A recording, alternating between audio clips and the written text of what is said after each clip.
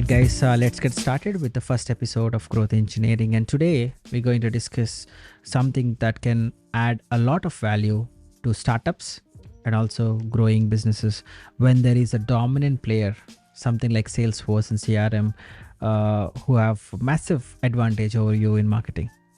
And how do you win in such scenarios, and how do you have the right content strategies or strategies in place that can help you in the longer run for the customer acquisition game? When it comes to marketing, it's essential to be creative and find new ways to reach your target audience. But if there is a dominant player in the market, it seems impossible to compete. What's the point of all the Google Ads, SEO amplification efforts that you have been doing against the dominant player? They still have a massive advantage because they are the ones who are creating the demand as well. You're just capturing their demand. So what's the solution? The solution is to create a community. By creating a passionate community of customers or your future customers who are invested in your product, who are invested in you as a community, you can outshine even the biggest players in the industry. When it comes to launching a new campaign, there's always a disconnect between the enthusiasm of the founders and the actual value of the product. Too often campaigns lose momentum after ideation because the creative and distribution strategies don't reach the maximum potential or the target market. When you have a pre-built community that can be a basis for your distribution, it gives you a massive advantage. So in this podcast, we shall understand what makes up a community and how to start building your own community that can help you in the long run. So let's get started. So when building a content strategy for building a community, it's important to first ask yourself some key questions. Do you know the right mix of people you want to talk to? And how do you know that? Oftentimes, when people start to think about the content strategy for creating the messages or topics for the right mix of people, they're only thinking about the decision makers. If you're only creating content for the CEOs or CTOs or the decision makers, you're not building a community. The right ingredients of a community or an ecosystem of a community is to have right mix of people.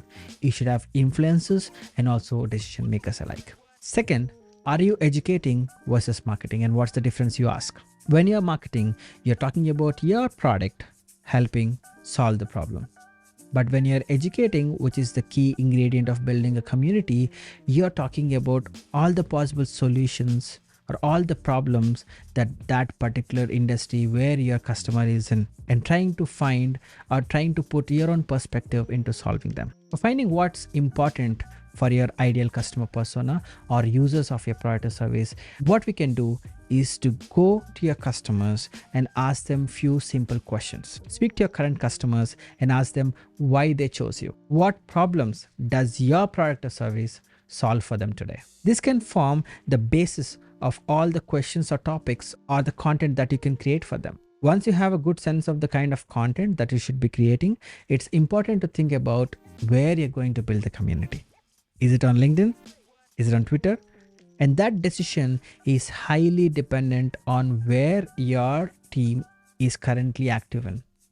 Because the key ingredient of building a community is to have your own people putting content or creating content, building relevant information for the community. Finally, it's essential to actively manage the engagement, replies to comments and questions, as well as creating fresh content. Creating a community takes time and effort, but it's worth when you see your business grow in the long run.